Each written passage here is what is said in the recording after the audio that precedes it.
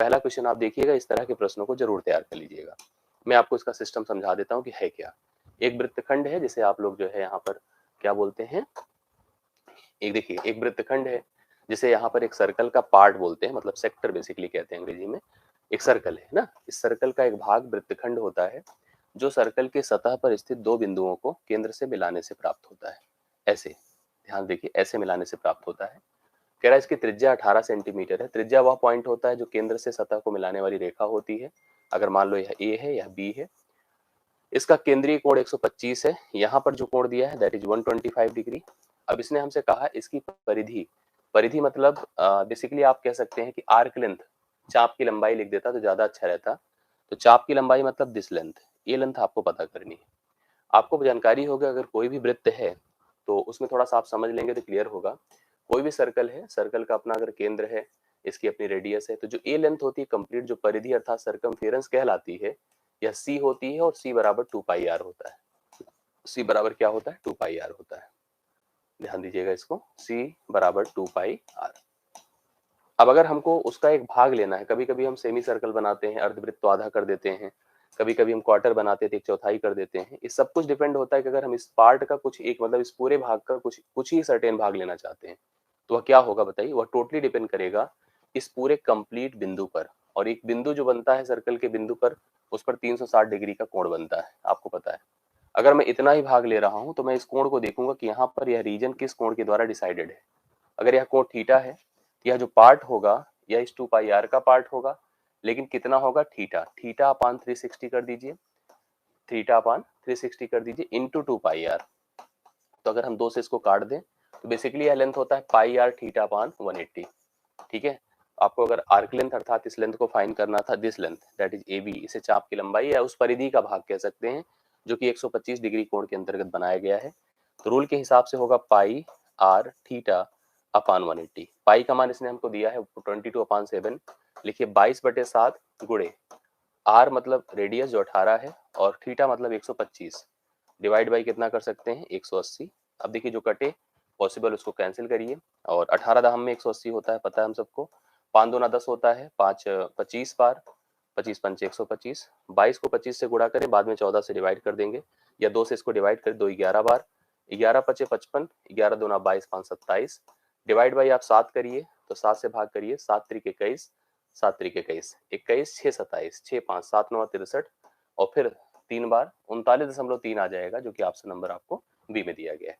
इस arc length की length आपकी टोटली कितना बनकर आ रही है, परिधि 39.3। अगर इसका परिमाप पूछा जाता, कभी कभी पूछता है कि इस फिगर जो आपने बनाया इसका परिमाप बताओ, तो परिमाप में भाई इस 18 दोनों को जोड़ देते। परिमाप मतलब सभी भुजाओं का जोड़, लेकिन इसने हमें केवल परिधि के लिए कहा था, तो परिधि केवल सर्कल के सतह पर जो बाउंड्री होती है उसका एक भाग होता है। अब वो भाग डिपेंड करता है कोण के ऊपर, कोण से हमने इसके ऊपर डिफाइन किया। आप सभी लोग इस अच्छे प्रश्न को तैयार कर लीजिएगा, अच्छा क्वेश्चन है, और कंफर्म कर लीजिए समझ में चीजें आई कि नहीं आई। ऐसे प्रश्न बने तो आप तैयारी से इसका आंसर जरूर दे पाए। ठीक है, दूसरा क्वेश्चन देखिए, अच्छे प्रश्न है और बिहार की परीक्षा के रिलेट करने वाले प्रश्न है। आपको ऐसे ही पैटर्न दिखेंगे। एक समचतुर्भुज, रोम्बस जिसको कहते हैं, रोम्बस समझ लीजिए इसको, एक फिगर रोम्बस होता है जो क्वाड्रिलेटरल का एक पार्ट है, पैरेललोग्राम से रिलेट किया जाता है समांतर चतुर्भुज से। एक ऐसा फिगर रोम्बस है जिसको हिंदी में समचतुर्भुज कहते हैं, जिसमें सभी भुजाएं पहली जानकारी में बराबर होती है, मतलब सभी की सभी भुजाएं बराबर होती हैं, जैसे वर्ग में होता है। एक समचतुर्भुज की सभी भुजाएं पहली चीज बराबर हैं, अर्थात एबीसीडी आपने यहाँ पर एक समचतुर्भुज का निर्माण किया।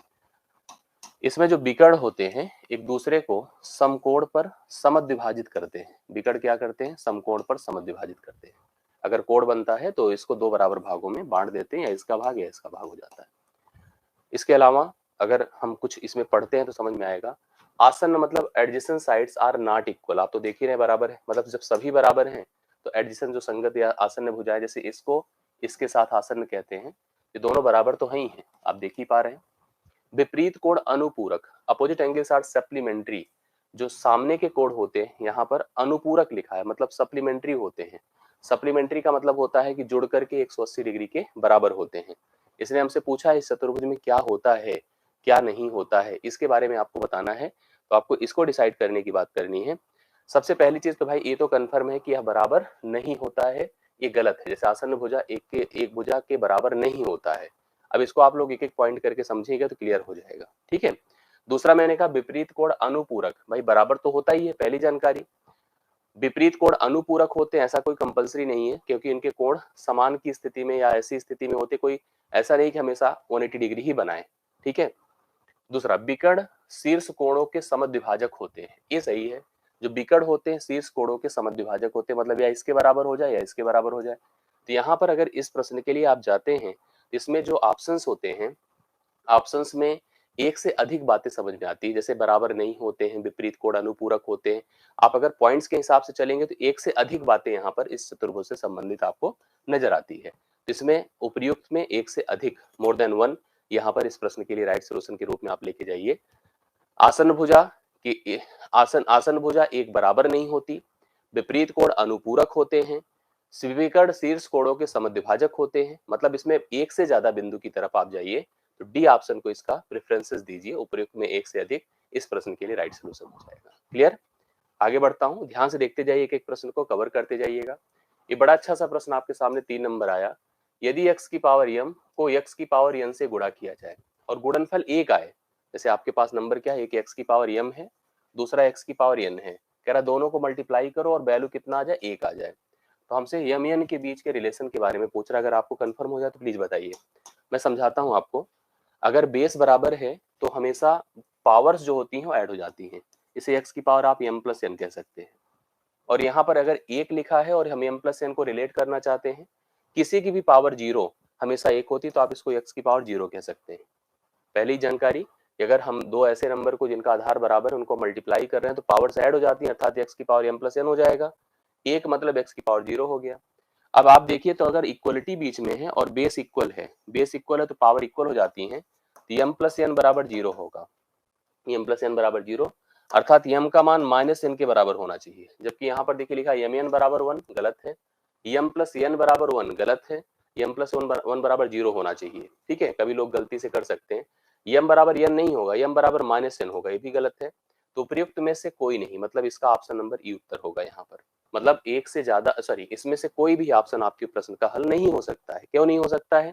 क्योंकि जब हमने कैलकुलेट किया x की पावर m, x की पावर n को अगर हम सॉल्व करें तो x की पावर m प्लस n और x की पावर 0 के इक्वल, यहाँ से हम लोग लिख सकते हैं कि m प्लस n बराबर 0 है, तो m का मान आपका माइनस n है। तो मतलब सारे ऑप्शंस को मिलाए तो कोई मैच नहीं कर रहा है, तो ई ऑप्शन को हम लोग इसका सही सोल्यूशन मानेंगे। राइट सोल्यूशन आपका ई ऑप्शन है, ठीक है।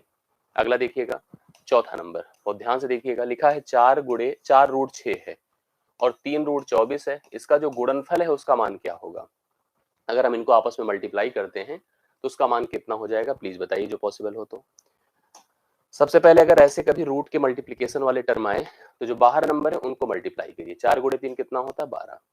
और आप रूट के अंदर चलिए तो आपको 6 मिला और 24, इसका अर्थ है कि आप इसके वर्गमूल की बात कर रहे होंगे। तो अब चलिए मल्टीप्लीकेशन हालांकि कर सकते हैं आप लोग, लेकिन ना ही करिए, कुछ ऐसे ही सोचिए, इसको 12 रखिए और इसका फैक्टराइजेशन कर डालिए, अभाज्य गुणनखंड। कैसे? 6 का क्या होगा, 2 गुणे 3, और 24 का क्या होगा, 2 दूना 4 दूना 8 गुणे 3, ये हो गया। अब हम लोग को अगर वर्गमूल करना होता है तो हमें 2 का पेयर निकालना पड़ता है बाहर। एक तो 12 आपके पास ऑलरेडी है, और इसमें से देखिए 1 2 1 2 1 2 निकल गया, फिर 1 2 1 2 एक और 2 निकल गया, और 3 में से एक 3 निकल गया। इसकी वैल्यू कितनी हो जाएगी? इसकी वैल्यू देखिए, 2 दूना 4 3 12, 12 बराबर में 144 हुआ, इसका मान 144 है। अब ऑप्शन से मिलाइए कि अपने लिए कौन ऑप्शन सुटेबल है। एक अभाज्य संख्या है, देखने से समझ में आ रहा है कि यह 2 से कट रही है, तो यह एक भाज्य संख्या है। यह अभाज्य नहीं है, ये क्या है, एक भाज्य संख्या है, अभाज्य नहीं है। बहुत ध्यान से देखिए, ठीक है। यह क्या है, अभाज्य संख्या नहीं है, एक भाज्य संख्या है, भाज्य संख्या है। दूसरी तरफ एक ऋणात्मक संख्या, बिल्कुल नहीं भाई, ये तो पॉजिटिव नंबर है, धनात्मक है, तो ये भी गलत हो गया। ये अभाज्य है, ये भी गलत हो गया, यह भी गलत हो गया। एक अपरिमेय संख्या, क्यों अपरिमेय भाई? अपरिमेय कब होता है पता है? जब रूट के अंदर ऐसे नंबर हो, मतलब ऐसी संख्या हो, ऐसे मान हो जो आपके ना तो विभाजित किए जा सके ना ही आवर्ती हो। तो फिलहाल यहाँ पर हम इसको देख रहे हैं, प्रॉपर एक पूर्णांक संख्या आपको प्राप्त हुई है, तो यह एक परिमेय संख्या के रूप में आप इसको नोटिस करिए। जो मान आया दैट इज 144, 144 आप ध्यान दे रहे हैं तो एक पॉजिटिव नंबर है, या अभाज्य नहीं, भाज्य संख्या है, मतलब धनात्मक भी है, भाज्य भी है, ठीक है, धनात्मक भी है, भाज्य भी है, और एक सेकंड इसको बंद कर दे, हाँ, और साथ साथ यहाँ पर एक परिमेय संख्या के रूप में। तो आप इसको पॉइंट कर सकते हैं कि ना तो यहाँ पर अभाज्य है, ना ही ऋणात्मक है, ना ही अपरिमेय है, इसका मतलब यह भी उत्तर इसका क्या होगा, इनमें से कोई नहीं होगा। तो इसका भी ऑप्शन नंबर आप लोग लगा सकते हैं, इनमें से कोई नहीं, मतलब ई ऑप्शन इस प्रश्न के लिए करेक्ट आंसर आपके सामने है। मेरे ख्याल से आपको समझ में आया होगा। सारी बातों को ध्यान से देखिए और समझिए, आपको क्लियर हो जाए, ऐसे प्रश्न आपको कंफर्म हो जाए। एक सेकंड भाई, क्लियर, आपको बातें समझ में आई? तो यहाँ पर राइट सोल्यूशन इसका क्या हो जाएगा, ई ऑप्शन होगा, उपर्युक्त में से कोई नहीं। तो चौथे प्रश्न का करेक्ट हल है ई ऑप्शन। ऐसे प्रश्न पर बहुत ध्यान से देखिएगा। पांचवा नंबर देखिएगा, वेरी इंपॉर्टेंट क्वेश्चन। एक परीक्षा में प्रत्येक उम्मीदवार हिंदी अथवा इतिहास अथवा दोनों विषय लेता है। एक परीक्षा होती है जिसमें कोई उम्मीदवार है, प्रत्येक उम्मीदवार है, जैसे विषयों की परीक्षा हो रही है, या तो हिंदी ले रहा है, या तो इतिहास ले रहा है, या तो दोनों विषय ले रहा है। मतलब जैसे आप उसमें साइन करेंगे ना, तो कुछ लोग ऐसे होंगे जो हिंदी में रहेंगे, कुछ लोग रहेंगे इतिहास की तरफ रहेंगे, कुछ लोग दोनों की तरफ रहेंगे। कह रहा 66% हिंदी, 59% इतिहास लेते हैं। कुल उम्मीदवारों की संख्या, किसी भी समूह में कुल उम्मीदवारों की संख्या अगर प्रतिशत के हिसाब से देखा जाए तो 100% होता है। अगर सब शामिल हैं तो 100% की इन्वॉल्वमेंट की बात करूंगा। जैसे कभी कभी होता है कुछ लोग नहीं शामिल होते हैं, तो आप उसको हटा दीजिए। लेकिन यहाँ पर स्थिति यह है कि अगर हम लोग इसको वेन डायग्राम पर लेके चलें, दो विषय की बात करें, पहला विषय आपका क्या है, पहला विषय हिंदी है, दूसरा विषय हिस्ट्री है। एक हिस्ट्री है, दूसरा क्या है, हिंदी है। ये दो विषय हैं। इसमें कहा है कि प्रत्येक छात्र, मतलब 100 के 100% छात्र इन्वॉल्व हैं इस प्रक्रिया में। अगर आपको हो जाए, आप कर पाए तो उत्तर बताइए। प्रत्येक छात्र हिंदी अथवा इतिहास अथवा दोनों विषय लेता है।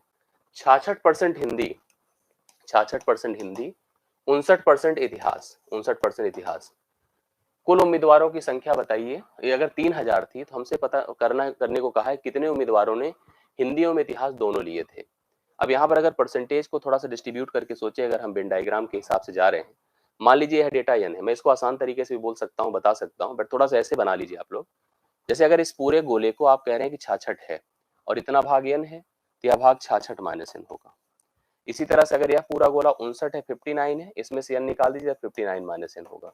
और ये सब के सब मिला के 100% है। सब के सब मिला के कितने परसेंट है, 100% है।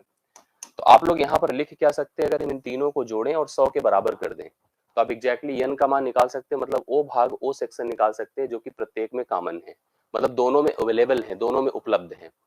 या ऐसे ना समझ में आता तो आपको पता है कि सबके सब या तो हिंदी या तो इतिहास या दोनों लेते हैं, तो आप इन दोनों को डायरेक्ट जोड़ देते, 59 और 66 को, जो आता 100 उसमें से घटा देते, डायरेक्टली आपको पता चल जाता कितने लोग कॉमन हैं। यहाँ से भी सेम वही काम हो रहा है। आप अगर इनको जोड़िए, जैसे देखिए 66 minus n plus 59 minus n, दरअसल ये जो भाग होता है, ये वाला भाग, ये केवल इतिहास, जैसे इतिहास में रहना, इतिहास लेना और केवल इतिहास लेना दो अलग अलग बातें होती है। हिंदी लेना, केवल हिंदी लेना दो अलग अलग बातें होती है। जैसे हिंदी मतलब कंप्लीट गोला, मतलब यह भाग जो इतिहास भी ले रहा है उसको नहीं अवॉइड कर रहे हैं, लेकिन यह भाग केवल हिंदी वाले हैं। ये दोनों को आप कैटेगराइज करके रखिए, समझिए। ये दोनों कटा, वही जो मैंने अभी किया है, बराबर 100 है। आप जोड़ के देखिए कितना हुआ, 9 6 15, 6 5 11 1 12, माइनस एन बराबर 100, एन बराबर आपका कितना हो जाएगा, 25%। तो 25% बच्चे ऐसे जो दोनों में शामिल हैं। ठीक है, डायरेक्ट भी अगर आप जोड़े होते 66 और 59 को, तो कितना आता है, 125। 125 से 100 निकाल देते तो आपको कंफर्म था 25% छात्र दोनों में शामिल थे। अब यहाँ पर इसने कहा कुल उम्मीदवार तो 3000 थे, और कुल उम्मीदवार हमने जैसे बताया 100% है। तो 100% का मान अगर 3000 है, तो आपसे वो वैल्यू पूछ रहा है जो दोनों में शामिल हो 25% है, अर्थात एक चौथाई। 25 के 100 अगर तुलना कर रहे हैं, 4 से इसको डिवाइड करिए, 4 से 7 28, 4 5 20, 750। 750 छात्र ऐसे हैं जो दोनों विषयों में भाग लेते हैं, अर्थात इतिहास में भी रहते हैं और उसमें हिंदी में भी रहते हैं। तो पांचवें प्रश्न का राइट सोल्यूशन आपका 750, ऑप्शन नंबर बी है, इस प्रश्न का करेक्ट हल है। ठीक है, देखिए प्रोबेबिलिटी, क्रमचय संचय ऐसा भाग है जो आपकी परीक्षा में प्राइमरी लेवल पर भी हर जगह पर पूछा जा रहा है। आपने कॉमन पेपर उठा के देख लीजिए, हर जगह पर ऐसे प्रश्न प्रायिकता से संबंधित और कॉम्बिनेशन से संबंधित आपसे पूछे गए हैं। ठीक है, एक शब्द है इलिमिनेशन, इलिमिनेशन, ध्यान से देखिएगा, इलिमिनेशन, ये है प्रश्न, शब्द है। इसने कहा कि शब्द के सभी अक्षरों को कितने तरीके से पुनः व्यवस्थित किया जा सकता है, शब्द के सभी अक्षरों को कितने तरीके से पुनः व्यवस्थित किया जा सकता है ताकि दिए गए शब्दों में सभी व्यंजन हमेशा एक साथ हो। सभी व्यंजन, व्यंजन मतलब कॉन्सोनेंट और स्वर मतलब वॉवेल्स। तो अंग्रेजी के 26 लेटर्स में ए ई आई ओ यू अर्थात 5 वॉवेल्स होते हैं, बाकी सब आपके व्यंजन होते हैं। इसने कहा सभी व्यंजनों को एक साथ रखा जाए, अर्थात वे हमेशा साथ रहें।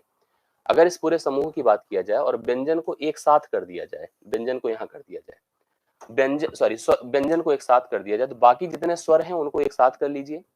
अगर हम अभी देख रहे हैं तो इतने लेटर्स हैं, उसमें अगर हम स्वर को देखें तो ई है अपने पास, ई चला गया, देखते जाइएगा। आई है अपने पास, आई है, आई गया। फिर आई अपने पास है, आई लिया। फिर आपका ए है अपने पास, ए लिया, ठीक है। फिर ए टी, ए टी है ना, फिर आई है, फिर आई लिखा हमने। फिर आपका ओ है। ये हमारे स्वर हो गए, मतलब कुल 6 स्वर हैं। कितने हैं? 6 स्वर हैं। व्यंजन की बात करिए तो व्यंजन जैसे जैसे 6, अभी तक तो कितने लेटर थे, एक वर्ड थे, मतलब लेटर्स थे, 1 2 3 4 5 6 7 8 9 10 11 थे।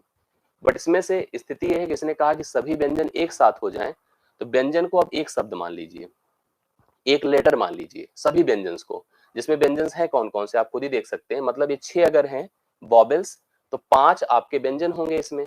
कौन कौन से होंगे वो भी आपको कंफर्म है। यल होगा, यम होगा, ठीक है, यल होगा, यम होगा, यन होगा, यल होगा, देखिए यल, यम, यन, टी, टी, फिर यन, मतलब 5 लोग ये हो गए।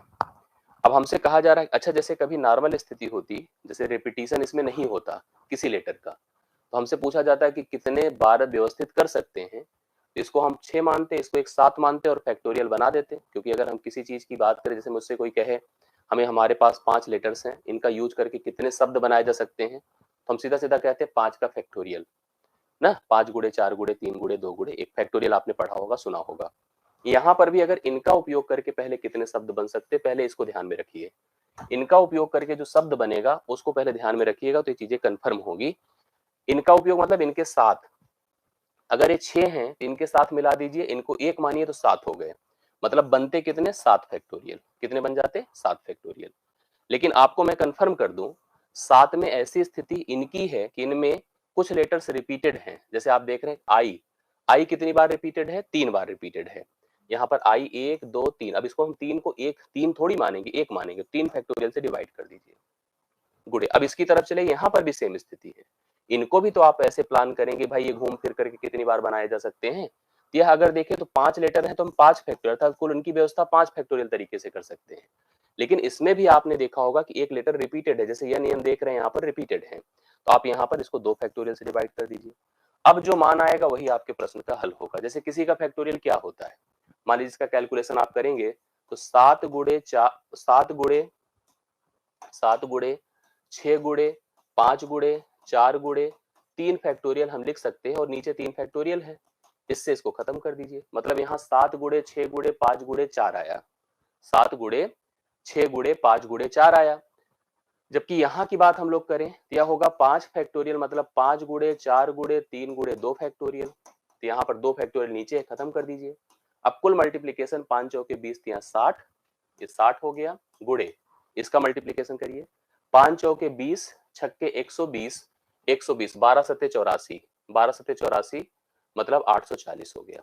समझ रहे ना? फिर से ध्यान से देखिए, 5 चौके 20 छक्के 120, 120 को 7 से गुणा किया, 12 सत्ते 84, 2 जीरो आ गए, 6 चौके 24 हो गया, 6 अठे 48, 48 दो 50 हो गया, 50,400 आपके पास ऑप्शन नंबर बी में है, इस प्रश्न का उत्तर होगा। बहुत बढ़िया क्वेश्चन है, इसको ध्यान दे दीजिएगा, ऐसे प्रश्न आपको एग्जाम में दिखेंगे। एलिमिनेशन था, एलिमिनेशन शब्द का उपयोग करके हमें कितने शब्द हम लोग बना सकते थे, जबकि उसने कहा था कि जितने भी कॉन्सोनेंट्स हों, व्यंजन उनको एक साथ रखिए। जब भी आप किसी स्पेसिफिक समूह को एक साथ रखते हैं तो वह एक बार का प्रयोग माना जाता है। जैसे अगर वह अकेले, जैसे आप सोच रहे थे यहाँ पर हम इस कॉन्सोनेंट और वॉवेल्स के फॉर्म में डिस्ट्रीब्यूट करें स्वर व्यंजन के रूप में, तो स्वर में आपको पता है ए ई आई ओ यू होता है, लेकिन उसमें भी रिपीटिशन, आप देख रहे हैं आई का उपयोग 3 बार है। अगर हम इन स्वरों को, इन सभी स्वर को अगर हम लोग एक साथ रिपीट करके प्रेजेंट करें, तो स्वर की संख्या टोटल लेटर्स में अगर देखा जाए तो 6 है, लेकिन शब्द कितने बन सकते हैं इसको एक मान लीजिए, 7। तो 7 फैक्टोरियल। लेकिन हमको पता है कि जो स्वर हैं उस स्वर में एक लेटर का रिपीटिशन 3 बार हुआ, आई का 3 बार हुआ है, तो हमने 3 फैक्टोरियल से भाग कर दिया। हमने आपको बताया कि अगर हमें किसी का उपयोग करना है और उसका कितनी पॉसिबिलिटी बन सकती है, उसका फैक्टोरियल होता है। जैसे हम आपको कहें कि हम आपको 5 शब्द दे रहे हैं, 5 लेटर दे रहे हैं, आप इनका उपयोग करके जितने शब्द बन सकते हैं बनाओ, कितने बन सकते हैं, तो आप उसका 5 गुड़े 4 गुड़े 3 गुड़े 2 गुड़े 1 अर्थात 5 फैक्टोरियल कर दीजिए। ऐसे यहाँ पर भी अगर हमारे पास जो पॉसिबिलिटी 6 और 1 मिलकर 7, इन सबको एक मानिए, 7 फैक्टोरियल तरीके से हम सभी शब्दों को बना सकते थे। बट उसमें स्थिति ये है कि अपना ए जो लेटर से रिपीटिशन है इसमें 3 लोग का, 3 फैक्टोरियल से भाग कर दीजिए। लेकिन अभी समस्या ये है कि यहाँ पर जो अपना कॉन्सोनेंट है जिसको आपने अरेंज किया, इनकी भी तो अलग-अलग पोजीशंस होंगी। इनके हिसाब से जैसे 2 लोग होते 2 से गुणा किया जाता सीधा-सीधा, लेकिन ये 5 लोग हैं तो 5 फैक्टोरियल तरीके से खुद डेवलप हो सकते हैं, निर्माण कर सकते हैं अपना। बट इस 5 फैक्टोरियल में भी स्थिति है कि 2 लेटर रिपीटेड है, अर्थात 2 फैक्टोरियल से भाग करिए, इस प्रश्न का राइट सॉल्यूशन होगा। मेरे ख्याल से आपको समझ चीजें आ गई होंगी। 50,400 बी ऑप्शन इस प्रश्न के लिए करेक्ट हल आपका बन रहा है। इसको कौन कौन कर रहा है थोड़ा सा ध्यान से देख कर बताएं, बहुत बढ़िया क्वेश्चन है। दो संख्याओं का मासा दिया है 7 और 11 के अनुपात में, सॉरी मासा नहीं, संख्याओं का अनुपात है। दो संख्याएं हैं जिनका अनुपात 7 और 11 है, 7 और 11 है, उनका मासा 28 है। मासा मतलब एचसीएफ उनका क्या है, 28 है। एचसीएफ उनका 28 है। संख्याओं का हमसे योग पूछा है। देखो कभी भी दो संख्याएं अगर ए अनुपात बी में हो, ए अनुपात बी में हो, ये संख्याओं का अनुपात है, ये संख्याओं का अनुपात है, संख्याओं का अनुपात है। अगर उनका मासा इस समय x है, संख्याओं का अनुपात अगर a अनुपात b है, मासा अगर x है, तो संख्याएं क्या हो सकती हैं, लासा क्या हो सकता है समझिए। इस समय अगर हमसे कोई संख्याएं पूछ ले तो संख्याएं ax और bx होंगी, मतलब आप a से इसको गुणा कर दे, b से इसको गुणा कर दे, ax bx हो गई। लासा अगर हमसे कोई पूछता तो abx होता, मतलब आप इन अनुपाती पदों को इस x के साथ गुणा कर देते तो लासा होता। हमसे सीधा सीधा कहा ऐसी संख्याओं का योगफल बताओ, तो आप संख्याओं को निकाल सकते हैं जिस पैटर्न पर मैंने अभी आपको एक्सप्लेन किया है। आप अगर संख्याएं निकालना चाहें तो अनुपाती पदों से इसको और इसको मल्टीप्लाई करिए, संख्याएं आ जाएंगी। संख्याएं आएंगी तो योग भी निकाल सकते हैं, बट हम कह रहे हैं ऐसे मत सोच करके आपको ऐसे करना चाहिए। अगर अनुपाती पद हमको दिया है ए अनुपात बी 7 और 11 के अनुपात में, आपसे योग ही पूछा तो आप अनुपाती पदों को जोड़ दीजिए। अनुपाती पदों को जोड़िए तो कितना हुआ, 11 7 18। भाई पहला तरीका ये भी था कि पहली संख्या अगर आप निकालते तो 7 गुणे 28 होता, 7 गुणे 28। दूसरी संख्या निकालते तो 11 गुणे 28 होता, दोनों को जोड़ते। या हमने कहा सीधा सीधा अनुपाती पदों को जोड़िए 18, और यहाँ पर मासा है 28 से गुणा कर दीजिए। 18 8 144 होता है, कैरी 14, 18 दूना 36, 14 कितना होता है 50 होता है। 504 आएगा जो ऑप्शन नंबर बी में दिया है। ठीक है, 504 इस प्रश्न का राइट सोल्यूशन आपके सामने है, आपने देखा होगा जी। हाँ, मैंने कराया है मैथ वाला सेक्शन, दीपेश मैंने करा दिया था उसका, आप देखिए पूरा वीडियो। इस क्वेश्चन को ध्यान से देखिएगा। दो संख्याओं का योग 480 है, बहुत बढ़िया क्वेश्चन है। दो संख्याओं का योग 480 है, दो नंबर थे, वो नंबर का योग देखो हम लिख देते हैं यहाँ पर। ये दो संख्याएं थी जिसका योग 480 था ना, दो संख्याओं का योग 480 है। यदि बड़ी संख्या में 2% की कमी की जाती है, बड़ी संख्या में 2% की कमी होती है और छोटी संख्या में 10% की वृद्धि होती है, बड़ी संख्या में 2% की कमी और छोटी संख्या में 10% की वृद्धि होती है, तो प्राप्त संख्याएं बराबर हो जाती हैं। तो जो संख्या प्राप्त होता है बराबर हो जाता है। बड़ी संख्या लगभग किसके बराबर है ये बताना है। चलो मान लो बड़ी संख्या a है, ये बड़ी है, और छोटी संख्या b है।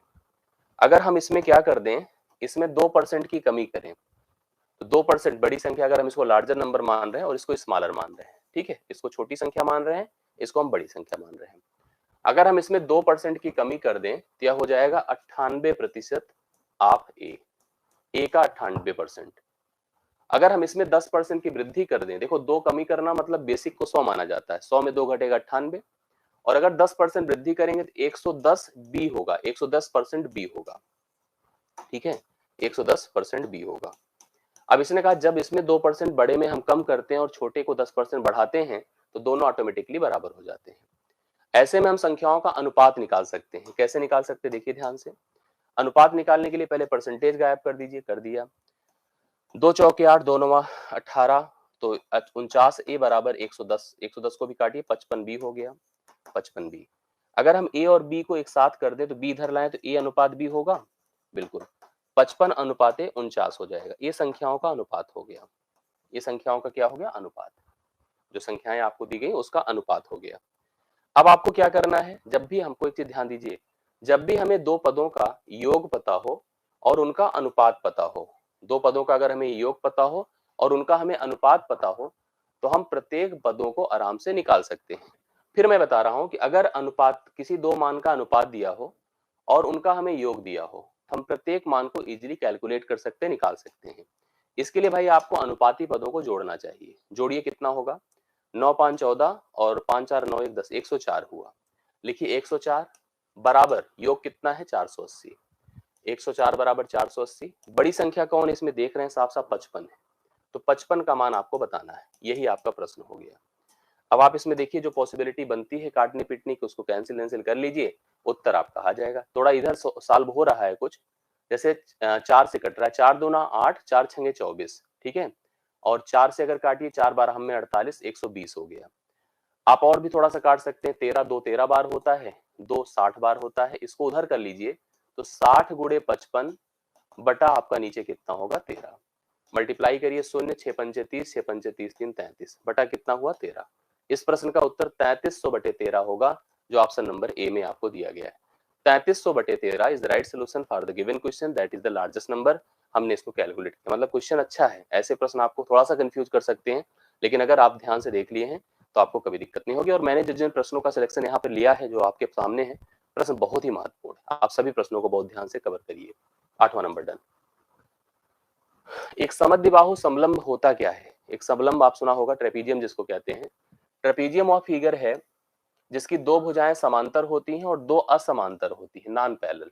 मतलब दो पैरेलल होती हैं और दो नॉन पैरेलल होती हैं। कुछ इस प्रकार से जो फिगर बनता, बहुत बढ़िया तो नहीं बनाया हूं, लेकिन मैं एक बार फिर से ट्राई करता हूं जिससे थोड़ा सा आपको समझ में आए चीजें।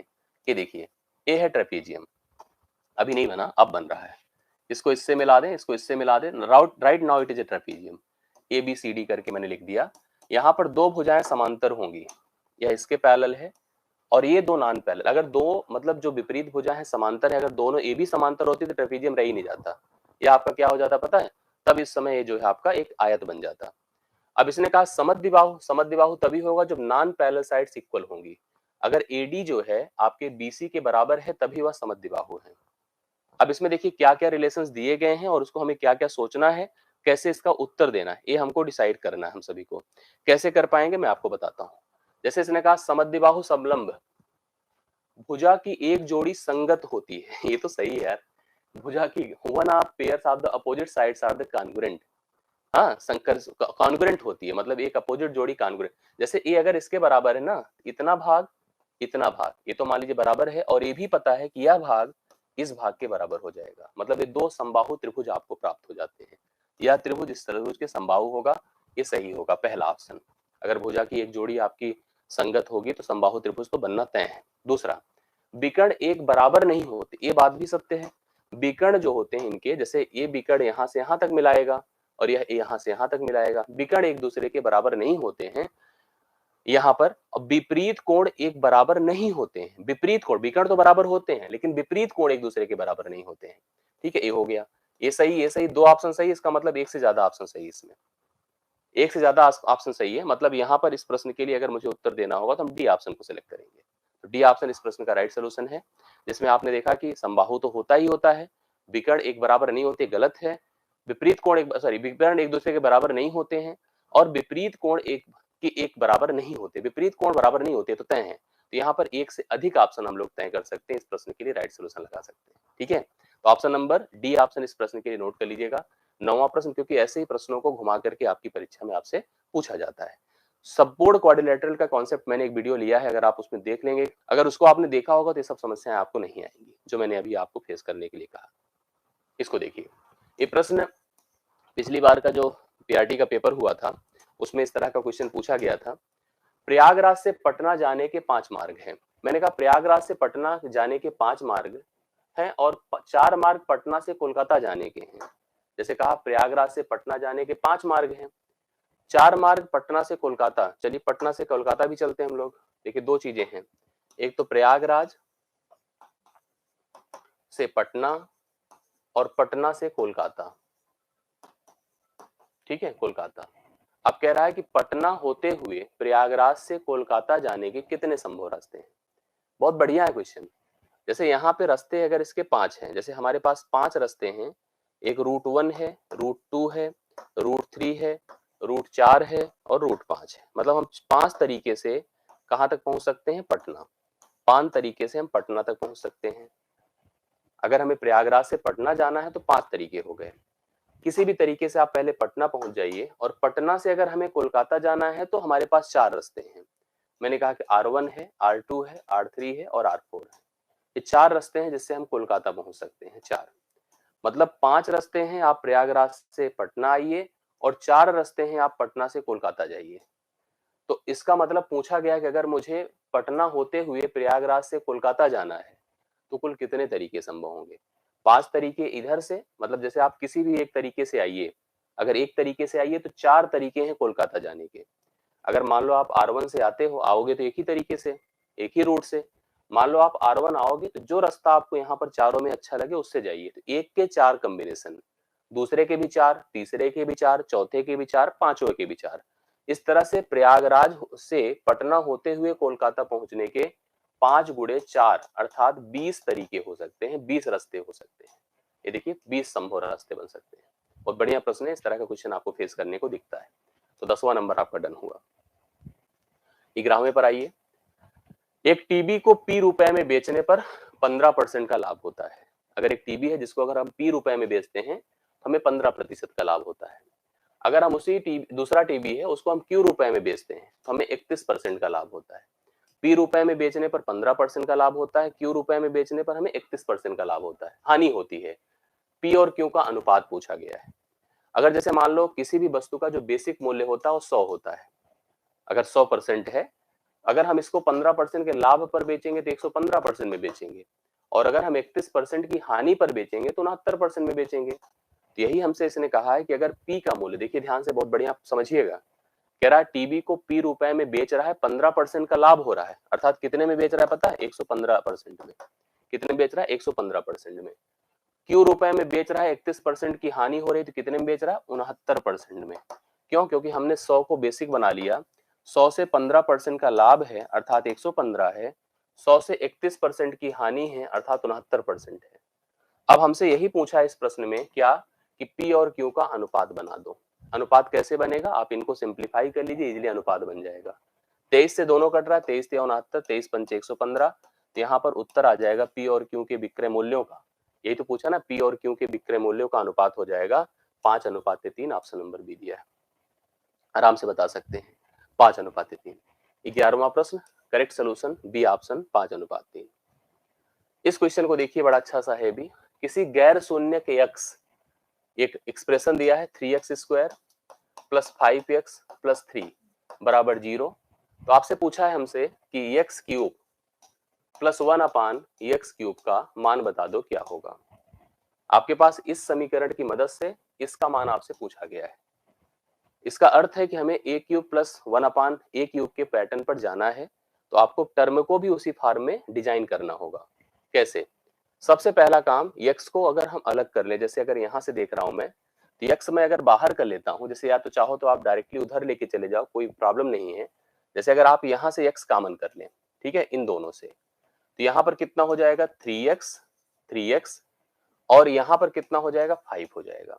बराबर इधर -3 हुआ कि नहीं? बिल्कुल हो जाएगा उधर जा करके। तो आप इसको लिख सकते हैं 3x plus 5 is equal to -3/x लिख सकते हैं।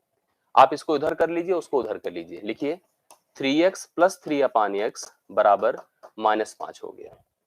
अगर हम इन दोनों से 3 निकाल दें तो यह हो जाएगा x प्लस 1/x बराबर -5/3 हो गया। मतलब यह वैल्यू आपके सामने है, x plus 1/x is equal to -5/3। अब आपको x cube plus 1/x³ find करना है। तो क्यूबिक का फार्मूला होता है a होल क्यूब, अगर दोनों पक्षों में करते हैं तो a क्यूब अर्थात x क्यूब प्लस 1/x³, ठीक है। a क्यूब, देखो ये फार्मूला आपने पढ़ा होगा, a प्लस 1/a का होल क्यूब का होगा a cube plus 1/a³ plus thrice a b करोगे तो केवल आपका कैंसिल हो जाएगा, और a प्लस बी अर्थात a प्लस 1/a, ये पैटर्न होता है। एक x³ plus 1/x³ plus 3 into x plus 1/x बराबर, अगर इसका होल क्यूब करेंगे तो 5 का क्यूब 125 होता है, बट माइनस में रहेगा, और 3 का क्यूब होता है 27, ये आपका प्लस 27 में होगा।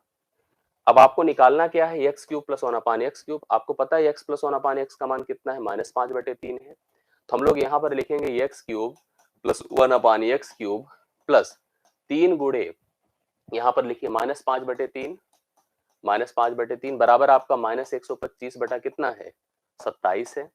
तो आपको निकालना है x³ प्लस 1/x³ है, बराबर ये -15, अब देखो 3 से कैंसिल भी कर सकते हैं, -5 है उधर जाके +5 होगा, तो -125 बटा 27 +5 हो गया।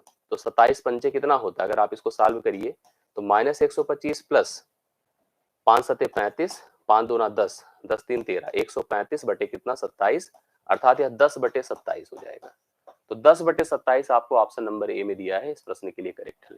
ठीक है, आपने सबसे पहले इसको इस फॉर्मेट में लाया जैसे आपकी रिक्वायरमेंट्स थी, उसके बाद दोनों पक्षों का घन करके हम लोग यहाँ पर जो फार्मूला जनरल होता है उसका यूज करके हम लोग यहाँ पर इसका कैलकुलेशन जब फाइनल डन करते हैं तो उत्तर आपका 10/27 हो जाता है। राइट सोल्यूशन आपके 12वें प्रश्न का कितना हो रहा है, 10/27, ऑप्शन नंबर ए करेक्ट है। ठीक है, ये देखिए आपको जब कभी भी 3 पद मतलब आपको ऐसे टर्म दिए जाएं, इसने लिखा है कि जैसे हम आपको एक चीज बताएं कि अगर हमारे पास 3 पद हैं और वो समानुपाती हैं, तो यह अरेंजमेंट सतत समानुपात कहलाता है। आप इसको लिख सकते हैं a अनुपात b बराबर b अनुपात c, मतलब आप इसको ऐसे माना करिए जो बीच का टर्म है वो दोनों के साथ एसोसिएटेड है, वो a b के साथ भी है और b c के साथ भी है। ऐसे में अगर हम रिलेट करें तो हम इसको लिख सकते हैं a बटा b बराबर b बटा c, अर्थात आप लिख सकते हैं b स्क्वायर बराबर ac, मतलब बीच के पद का वर्ग जो होता है बाहर के दोनों पदों के गुणनफल के बराबर होता है। आपको दो टर्म दिए हैं, एक तो x upon y plus y upon x, ये केवल पहला पद है। दूसरा क्या है, under root x square plus y square, ये दूसरा है। तीसरा हमको नहीं पता है, जो कि मान लो अगर ये है, तो आपसे पूछा यही तृतीय अनुपाती पद आपको बताना है, मतलब इसके बारे में आपको कैलकुलेशन देना है कि इसका मान क्या होगा। तो आपने अभी अभी पढ़ा जैसे कैसे स्थिति में जो बाहर के पदों का प्रोडक्ट होता है बीच के पदों के वर्ग के बराबर होता है। तो बाहर के पदों का प्रोडक्ट अगर आपको करना है और इसके बराबर करना है तो पहले तो आप इसको थोड़ा आसान कर लीजिए।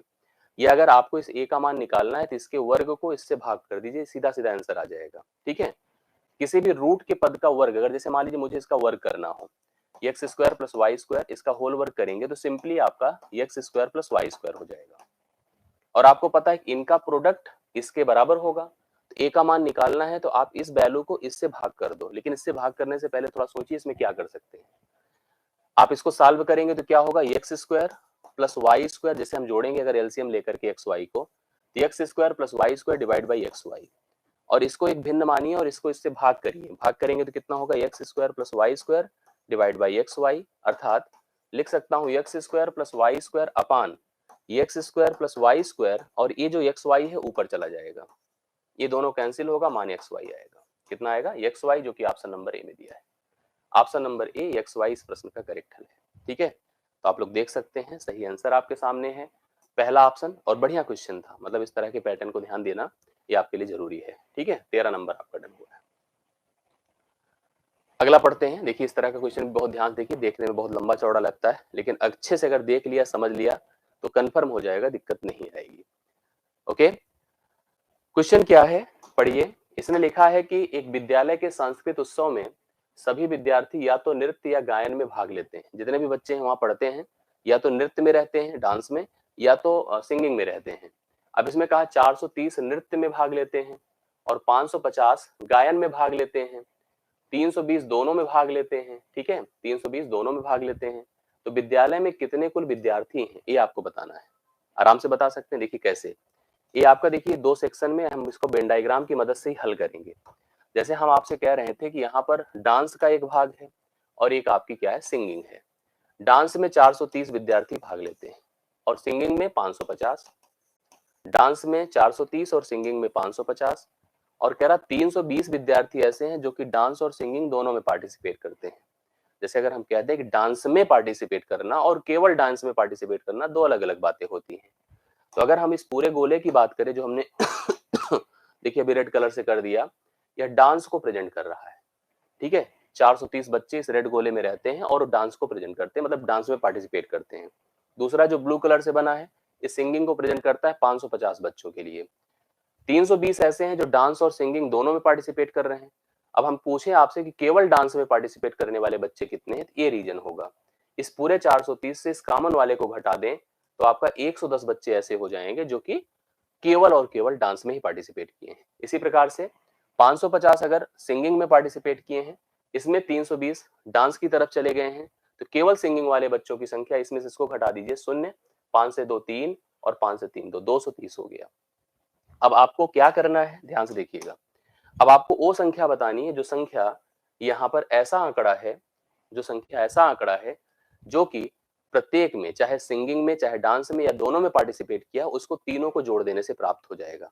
मतलब आपको जोड़ना है 110, 320 और 230। अगर आप इनको जोड़िए तो 3 2 5 1 6, 660 हो जाएगा। कितना हो जाएगा? 660, जो आपका बी ऑप्शन है इस प्रश्न का राइट सोल्यूशन। आई बात समझ में? बी ऑप्शन इस प्रश्न का राइट सोल्यूशन है। 14 नंबर आपका डन हो गया। किसी को प्रॉब्लम नहीं? समझ में आ रहा है? यस आ रहा है तो वीडियो को लाइक करते चलिए, हाँ शेयर करते चलिए। अगर आ रहा है तो बिल्कुल कंफर्म लाइक शेयर करते जाइए, जिससे कि ये ठीक ठाक रीच में जाए। ठीक है, आपको समझ में सारी बातें आए। 15 नंबर देखिए, बड़ा अच्छा सा क्वेश्चन इस टाइप का भी बनता है आपकी परीक्षा में, बहुत ध्यान से इसको पढ़िए और समझिए। पिज्जा, पिज्जा आप जानते हैं सर्कुलर शेप में पिज्जा मिलता है आपको। राजू पिज्जा का 3/8 भाग खाता है। एक पिज्जा है, इसका 3/8 भाग खाता है। एडम शेष पिज्जा का 3/10 भाग खाता है। फिर रेनू बचे हुए पिज्जा का 4/7 भाग खाती है। अभी भी पिज्जा का कितना भाग बचा हुआ है शेष, ये आपको बताना है जी। हाँ हाँ हाँ, ओके। अब आपको जैसे ऐसे प्रश्न अगर दिखें, जिसको हम दो तरह से कर सकते हैं। एक तो हम संख्या 1 मान करके कर सकते हैं, मतलब पिज्जा का कुल भाग 1 मान लें। अब 1 मानने से कुछ कंफ्यूजन हो सकता है, भिन्न को अप्लाई करने में होगी। जैसे सबसे पहले 3/8 भाग खाता है कौन? राजू। ठीक है, मैं इसका दूसरा तरीका भी आपको बताता हूँ, पहले इससे भी समझ लीजिए। अगर यहीं पर मैं आपसे पूछूंगा कितना भाग बचा, तो थोड़ा सा कई लोगों को कंफ्यूजन होती है। लेकिन ध्यान दे दीजिएगा, कभी भी किसी फ्रैक्शन को अगर 1 बनाना है तो आप इनका डिफरेंस कर दिया करिए। डिफरेंस कितना होगा? 8, 3 और 8 का 5, तो बचेगा कितना? 5/8। आई बात समझ में? मतलब 3/8 भाग अगर राजू ने खा लिया तो 5/8 भाग बचा उसका। अब उसमें कहा है एडम शेष पिज्जा का, अब जो शेष बचा है मतलब 5/8 है, तो 5/8 का कितना भाग? 3/10 भाग।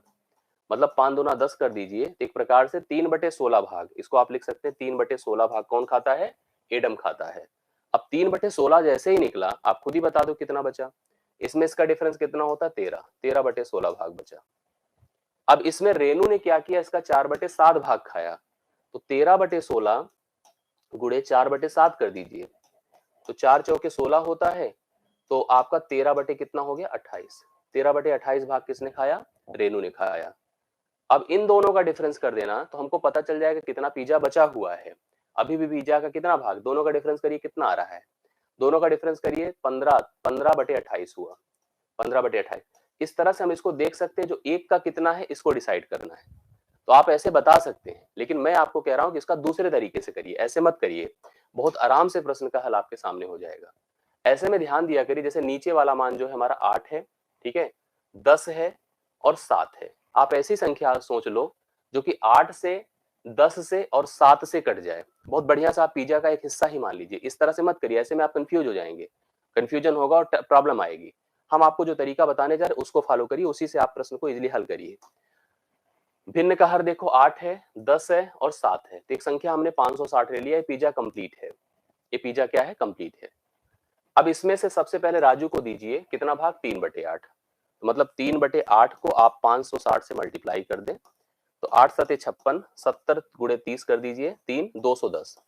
इसका 210 भाग किसने ले लिया? राजू ने। मतलब 210, अगर 560 पूरा पिज्जा था तो 3/8 अर्थात 210 भाग किसने ले लिया? राजू ने। अब राजू ने अगर 210 भाग ले लिया है तो बचेगा कितना? आप बताइए, घटा दीजिए 0, 5 और 5 से 2, 350 भाग पिज्जा का बचा है, 350 बचा है। इसमें 3/10 भाग किसने? एडम ने खा लिया। इसका 3/10 करिए, 10 से डिवाइड करेंगे, 35 गुणे 3 करिए, 3 5 15, 3 3 9 10, 105 भाग एडम ने खा लिया।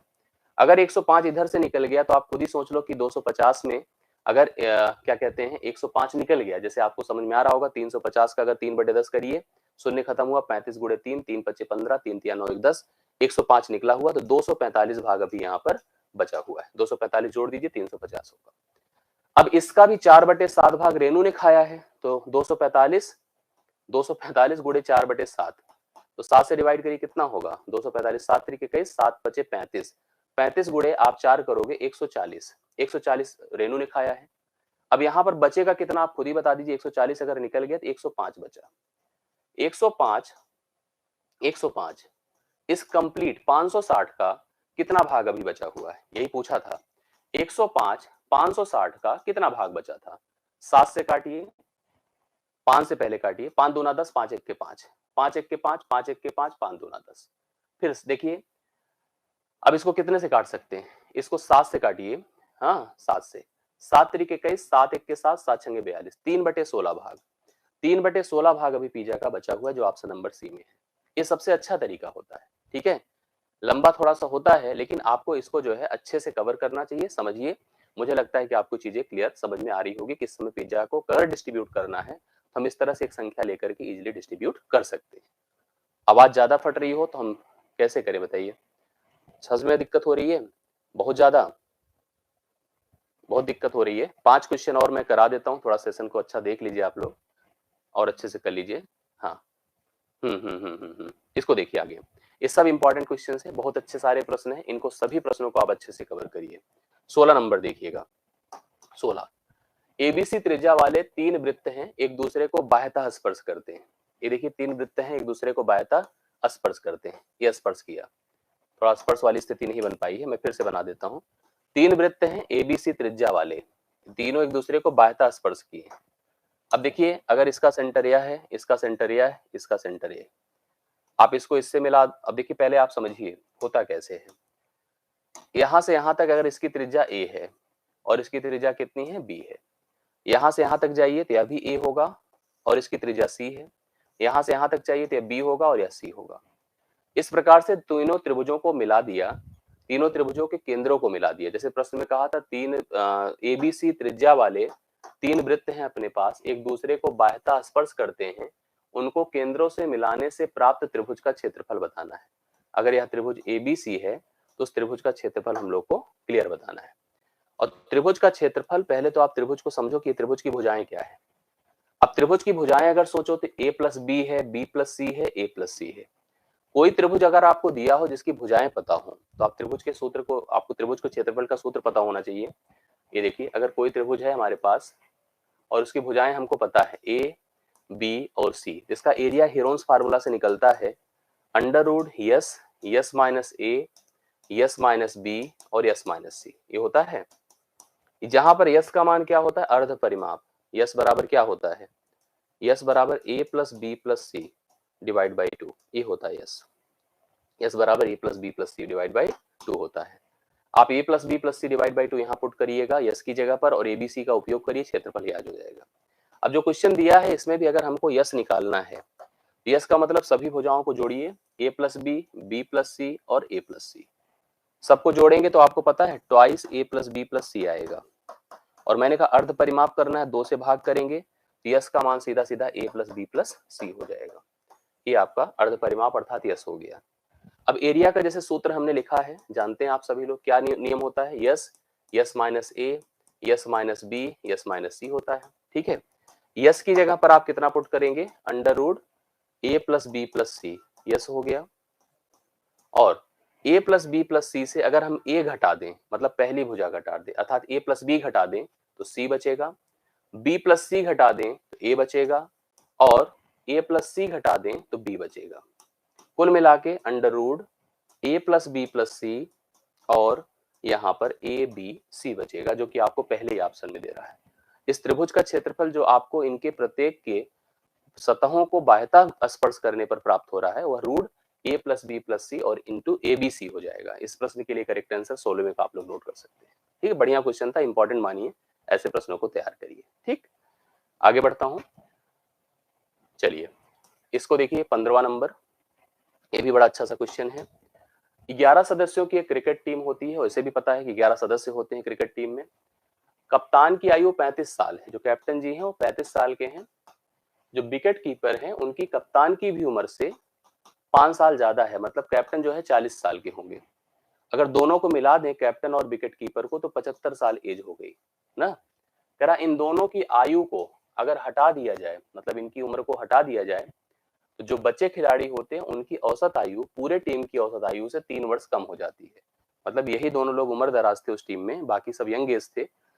जैसे ही हमने क्रिकेट के इस कैप्टन को और इस विकेट कीपर को हटाया तो तुरंत ही वहां पर क्या स्थिति हो गई है? विकेट कीपर को हटाया और कैप्टन को हटाया, तुरंत ही एज जो एवरेज एज थी वो आपकी 3 साल कम हो गई है। तो पूछा गया पूरी टीम की औसत उम्र कितनी थी। जैसे पहले देखिए यहाँ पर खिलाड़ियों की संख्या कितनी थी और औसत क्या था। खिलाड़ियों की संख्या अगर 11 थी, औसत मान लो n था। ठीक है, खिलाड़ियों में 2 खिलाड़ी निकले हैं जिनकी उम्र 70 साल 75 साल है, और ऐसे में संख्या कितनी बचेगी 9। जैसे 2 खिलाड़ी निकलेंगे संख्या 9 बचेगी। एवरेज में 3 की कमी हो रही है, अर्थात एवरेज n-3 हो गया। इसमें 2 तरीके के प्रश्न पूछे जाते हैं। एक तो ये पूछा जाता है कि अगर किसी एक के जले जाने से औसत में कुछ वृद्धि हो जाए, मतलब औसत यहाँ पर दिया रहता है, औसत में कुछ वृद्धि हो जाए, जो भी औसत यहाँ पर दिया है, तो उसमें जो निकला है उसका मान क्या था। दूसरे इस प्रश्न में हमसे ये दिया है कि जो निकला है उसका मान एग्जैक्टली दिया है, तो अब जो औसत था उसका मान हमसे पूछा है। तरीका इसका समझिएगा, निकलने पर अगर यहाँ कमी होती है तो जोड़ा जाता है और वृद्धि होती है तो घटाया जाता है। तो आपको तरीका मैं बता दूं इसका करने का क्या होता है। आप पुराना औसत ले लीजिए, आप जाइए नई संख्या के पास और इस वैल्यू को इसके साथ मल्टीप्लाई करिए जो माइनस में है। आया 27, इसमें लाइए 27 जोड़िएगा, घटाइएगा मत। ठीक है, निकालने पर जोड़ा जाता है। बराबर आप किसके कर दीजिए 75 के, क्योंकि 75 उम्र निकली है, 75 के कर दीजिए।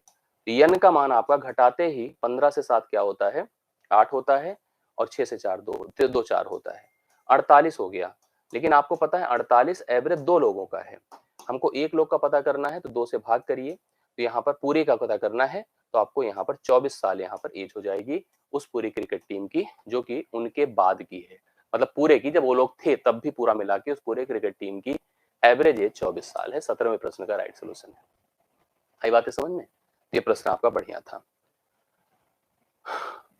एक क्वेश्चन देखिए 18 नंबर, 140 मीटर लंबी रेलगाड़ी है, 60 किलोमीटर प्रति घंटे की चाल से चल रही है और एक कुत्ता उसी दिशा में रेलगाड़ी के समांतर, देखो जैसे एक रेलगाड़ी है, ये है रेलगाड़ी, इसका ड्राइवर होता है, इसका गार्ड होता है, इसकी चाल है इसकी लंबाई 140 मीटर है।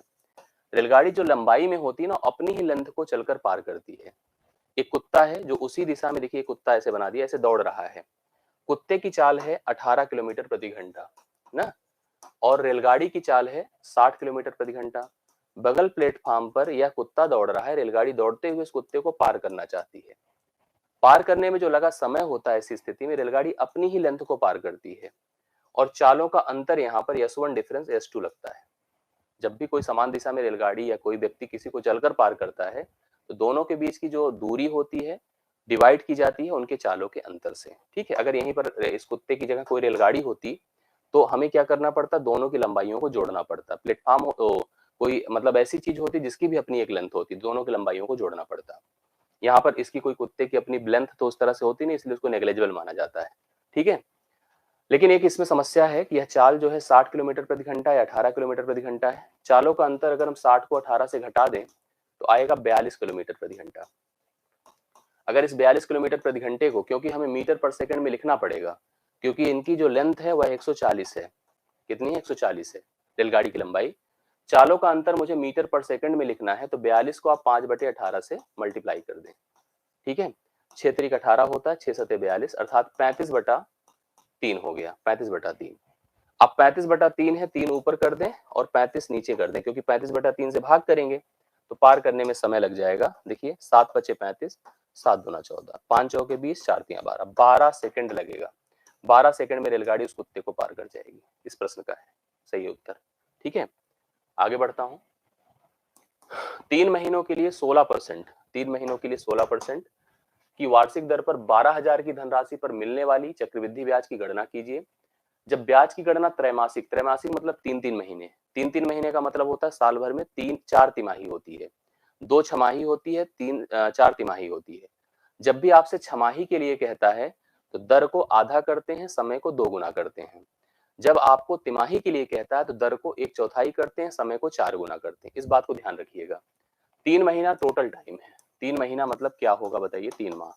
अगर हम इसको साल में कन्वर्ट करें तो 3/12 वर्ष होगा, यही आपका समय अर्थात 1/4 वर्ष है। अब क्योंकि तिमाही गणना की जा रही है, तिमाही, तो तिमाही में क्या होगा, पहले तो आपका यह जो समय है वह 1/4 गुणे 4 होगा, अर्थात एक ही तिमाही होगी, मतलब एक तिमाही होगी, अर्थात एक बार कैलकुलेशन किया जाएगा, जो ब्याज आएगा एक बार निकाला जाएगा। लेकिन दर को देखिए, दर आपकी कितनी है 16%, तो दर आपकी तिमाही के लिए क्या हो जाएगी 16/4, 16/4 अर्थात 4%। तो आपको क्या करना है, इस धन को 4% इस पर अप्लाई करिए, देखिए कितना ब्याज बनता है।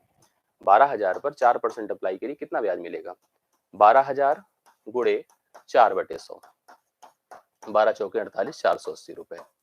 480 रुपए का ब्याज मिलेगा। पहला ऑप्शन इस प्रश्न का हल है, पहला ऑप्शन। ठीक है, आप नोट कर लीजिएगा, 19वें प्रश्न का करेक्ट हल है। ये ध्यान से देखिएगा तो बड़ा अच्छा टाइम एंड वर्क का क्वेश्चन है। ए किसी कार्य के 25% भाग को 10 दिनों में पूरा करता है, बी उसी कार्य के 40% भाग को 40 दिनों में पूरा कर सकता है, सी उसी कार्य के 1/3 भाग को 13 दिनों में पूरा कर सकता है। उनमें से कौन उस कार्य को सबसे तेजी से पूरा करता है? अगर हम कोई 2-3 लोग कंपेयर करके किसी कार्य को करें, जो जिस कार्य को जितनी जल्दी कर दे वही सबसे तेज काम कर रहा है। ठीक है, आपसे जैसे इस प्रश्न में यही कहा है कि कौन उस कार्य को सबसे तेजी से कंप्लीट कर पाएगा। हाँ हाँ, चलिए बस लास्ट देखिए, लास्ट क्वेश्चन मैं करा रहा हूँ, इसको कंप्लीट कर लीजिए। इसके बाद मैं ज्यादा समय लूंगा नहीं आप लोग, आप लोग अपना फ्री होकर के अपना रिविजन कर लीजिए। कुछ मैंने इंपॉर्टेंट प्रश्न आपको सिलेक्टेड करा दिए हैं जिसका आप उपयोग कर सकेंगे, जिसको हो सकता है परीक्षा में आप फेस कर सकेंगे। जैसे एक किसी काम के 25% भाग को 25% भाग को 10 दिनों में पूरा करता है। 25% मतलब क्या होता है पता है? 1/4 भाग, या कितना होता है? 1/4। मतलब ए किसी काम के 25% अर्थात 1/4 को 10, अर्थात ये पूरे काम को 40 दिन में करेगा। 10 चौके 40। बी की बात करिए, बी क्या लिखा है बताइए? बी 40% भाग को, 40% मतलब 2/5 भाग को कितने समय में? 40 दिन में। तो 2 से इसको डिवाइड करिए, 20, 20 पंचे 100, अर्थात बी लगाएगा 20 दिन। जबकि सी के लिए कहा है 1/3 भाग को 13 दिन में, तो 13 तिया 39, अर्थात सी लगाएगा 39 दिन। मतलब ए को लगता है 40 दिन, बी को लगता है 100 दिन और सी को लगता है 39 दिन। मतलब सबसे तेज अगर कोई काम कर रहा है तो है आपका सी, सबसे स्लो कोई काम कर रहा है तो है बी। इस प्रश्न के लिए ऑप्शन नंबर ए इसका राइट सोल्यूशन हो जाएगा, सी ऑप्शन। ये 20 प्रश्न मैंने रखे थे, 20 प्रश्न मैंने आपको कंप्लीट करा दिए, इंपॉर्टेंट थे सारे के सारे। आप लोग इसको रिवाइज कर लीजिएगा। मेरी तरफ से शुभकामनाएं आपको परीक्षा की। आप लोग पेपर हॉल में जाइए और अपना सर्वश्रेष्ठ कीजिए, कोई ऐसी बात नहीं, घबराने की जरूरत नहीं है। अच्छे से सभी प्रश्नों को एक बार देख लेना, रिवाइज कर लीजिएगा, और हो सकता है कि इनमें से कुछ प्रश्न आपको परीक्षा में नजर आए। बाकी कल आपके पेपर के एनालिसिस के साथ फिर रहूंगा। मेरी तरफ से इतना ही, बहुत बहुत धन्यवाद, ढेर सारी शुभकामनाओं के साथ। Thank you so much.